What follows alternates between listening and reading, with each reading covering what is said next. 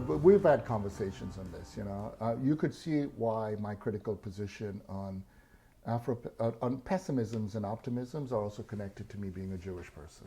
Yeah. And what I mean by that is, and we've talked about this, that Judaism has this profound critique of ontology. It's a paradoxical critique, which is because we have this view against idolatry. And so the idea that you're not supposed to have an actual image of God, but to be a Jew is to take responsibility for something more radical than the question of an image, is to take responsibility for responsibility itself, something profoundly radical. Yeah. And in philosophical terms, that's like superhero level responsibility, right? But the thing that's striking there is a form of ethical responsibility for responsibility in the notion of, in the very question of what you should put faith in. And it's interesting because other people forget that the grounding concept of behind the English word truth is it actually has its etymological origins in the word for faith. It's originally began as faith. And a lot of people miss that because they get into all this formalistic correspondence of Veritas. But it goes all the way back originally, the earlier terms. And in other languages, it's very tricky. In Latin, for instance, if you're talking about, it's connected to notions like veritas, to, verifications of it. Yeah. But ultimately, in many languages, the words that founding moments to deal with truth is the question is, what can I put my faith in? And it's really profound. This is why Santayana, for instance, when he explored truth, looked at issues of animal faith and all kinds of other questions. But something skewed happened in the moment of particularly Anglo-Euro modernity, because it created a solipsistic self and a world that's external to the self. It created a non-relational metaphysics. But once we understand that human beings are in relations, then the question of faith and truth become intertwined in a more interesting way. And some of these I see, what really... This is what I love about you philosophically. Undergirding your political, ethical, and moral views and social views is ontology. A rich ontology of structures, as we've discussed in this conversation. And a critique of closed, the reality is not a well-formed formula. Right.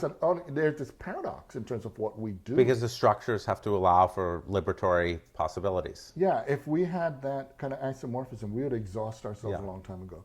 But the thing is, in terms of those, what I've always found when I read Vine Deloria, for instance, not only his work on metaphysics and existence, but also Vine Deloria's work, just basic work on, when he looks at the question of indigenous peoples, he right away sees that in order to oppress people, you have to sell them a bag of false goods. And so there's a whole epistemology, there's a whole metaphysics, there's a whole organized system of bad goods, false realities. Yeah. But you see this also in Surya Aurobindo's writings. You see it in Ali Shariati. I've noticed it even in ancient writing. I mean, more ancient writings. It's complicated, I wouldn't say, but early Arabic thought. But you see it also in ancient Egyptian thought. When I look at Ani, when I look at, and I see this also when I look at the radicality of also in Japan, the way someone like Nishitani would because Nishitani's criticism of Western thought is that Western thought isn't radical enough. Uh-huh. Yeah, because, and I love this. And one of the things, and I think he's really profound on this because it's something we all know. The first premise, an important premise, is, the universe would have been, or pluriverse, would be perfectly fine without us. That's one of the most traumatic things to deal with. Yeah. We do a lot, but probably be better. It can go on without us. The planet, what every ecologist knows, we're screwing up a lot of life. Right. Planet Earth is like a funeral. But the second part, that's the more radical part that Nishitani has. And it's not just Nishitani, but others who have really, taken a moment to think about this abyss, right? Which is, it's not just that reality could have been perfectly fine without us. But here's a paradox, right? Reality, paradoxically, could have been perfectly fine without reality. In other words, reality didn't have to come into being. But it's a paradox. And this is a really radical question because, of course, the heart of all existential thought is that we get into trouble when we take ourselves too seriously. And I think there's a hint in this stuff I was talking about, anonymity and politics, etc., that when you take yourself too seriously, you forget others, you forget there's no room for growth in the rest of reality. But the moment you realize not to take yourself too seriously, you can now be in a relationship with things where you can begin to understand them.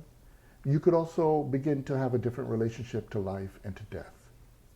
And these are things where it struck me that these are genuine pearls of wisdom that all of our planet people have offered, but the investments in trying to get us to lie to ourselves, and we know what that's about, it produces vulnerability to manipulation. And ultimately, it's the human condition, because we have to lie to ourselves about the fact that we're going to die soon. So yeah, I mean, well, you know what, you know what the current group of criminals running the world, yeah. Ultimately think, and this is part of their narcissism, right? They think their death is the end of the world. Yeah, they're explicit about there's a report from one of the administration offices about saying we shouldn't care about exhaust fumes. I forget about the technical term right now, because by 2100 we'll have gone more than 4 degrees Celsius hotter, and all human life will be gone anyway. Yeah, and their point of view, yeah. It's nihilistic. It's nihilistic. But I think we at this point there's something I'd like to do. Yeah, with piano. How can you connect all of this to your musical? Well, let's go over there, and we can take it from there.